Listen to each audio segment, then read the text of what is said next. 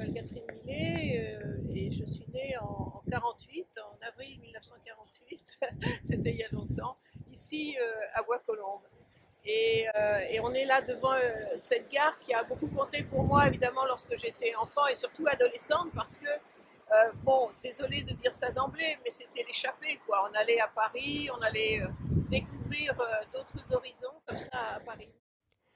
À côté de la nouvelle gare, construite au milieu des années 1930 dans un style moderniste, avec son campanile de section carrée, ajouré dans toute sa hauteur par des carreaux de verre, le grand café de Bois-Colombes, le Louis XV, situé à peu près à l'emplacement de ce qui avait été une guinguette très en vogue au XIXe siècle, conserve les attributs d'une chaumière avec un toit pointu et de faux branchages en maçonnerie sur ses façades. Où est-ce que vous habitiez, donc rue Philippe de Metz? Bah, en fait, je suis née au numéro 1.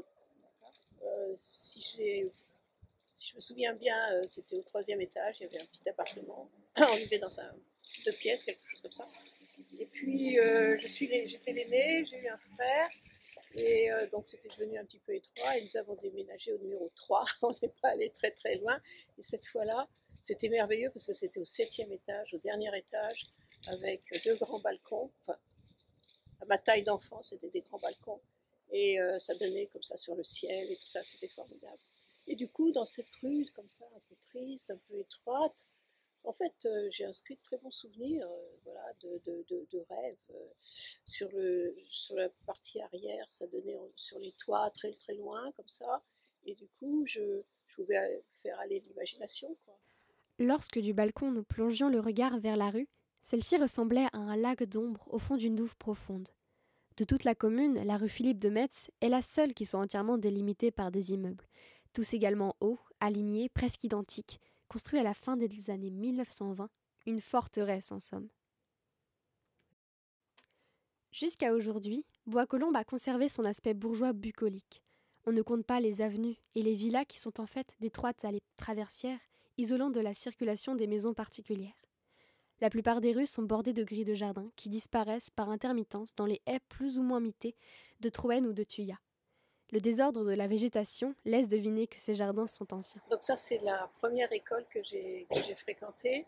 Il se trouve que j'ai pas fait l'école maternelle. On m'a mis tout de suite dans la première petite classe, comme ça. Je crois que dans Une enfance de rêve, je raconte d'ailleurs très très précisément, parce que ça c'est vraiment resté inscrit de manière très précise dans ma tête, la première journée de classe. Et le plaisir, en fait, à la fois l'angoisse et puis le très grand plaisir. Je crois que j'ai été une petite fille qui a aimé l'école, qui a aimé, en dépit de sa timidité d'ailleurs, j'étais très timide. Le fait, par exemple, d'avoir euh, commencé à apprendre à lire et à écrire dans une architecture aussi jolie. Moi, je trouve que c'est vraiment une jolie architecture. L'entrée est magnifique, avec l'alphabet, comme ça. Je pense que ça contribue aussi au fait que vous gardez un bon souvenir de votre école. Si on vous envoie dans un endroit horrible, eh ben, vous préférez oublier. Ça, je pense que ça joue aussi, cette qualité d'architecture. J'ai su trouver ma place dans la cour de récréation. L'un de mes trucs consistait à exhiber de menus cadeaux que mon père, qui travaillait chez Darlmat, me rapportait. De petits écussons tenus par la griffe de lion qui était l'emblème du carrossier, certains montés en porte-clés, et des sujets en plastique offerts dans les stations-service. J'ai aimé l'école, la transformation des choses au bout des doigts, les volets qu'on découpe dans une feuille de papier pliée pour faire apparaître un message écrit au-dessous, les figures étoilées en papier gommé qui servent à composer des bouquets lisses et brillants. Et donc là, vous avez été élève au lycée, vous êtes arrivé en Oui, quelle oui, année? j'ai fait toutes mes années de lycée ici à Albert Camus. Je regrette évidemment que les arbres qui bordaient comme ça ce bâtiment qui était très haut, qui était de beaux arbres, est disparu. On s'attardait à la sortie du lycée sous ces arbres quand il faisait beau. Euh, Je fréquentais le lycée tout neuf de Bois-Colombes. Nous étions plus de 2000 baby-boomers à nous y bousculer dans des salles de classe dont quelques-unes étaient encore disséminées dans des préfabriqués. Alors qu'entre 16 et 18 ans, j'étais aux aguets du moment où je pourrais m'échapper de chez mes parents, J'ai d'abord cherché en vain le souvenir de celui où je les avais quittés pour de bon, définitivement. J'avais l'idée que l'évocation de ce moment serait même le commencement de ce livre.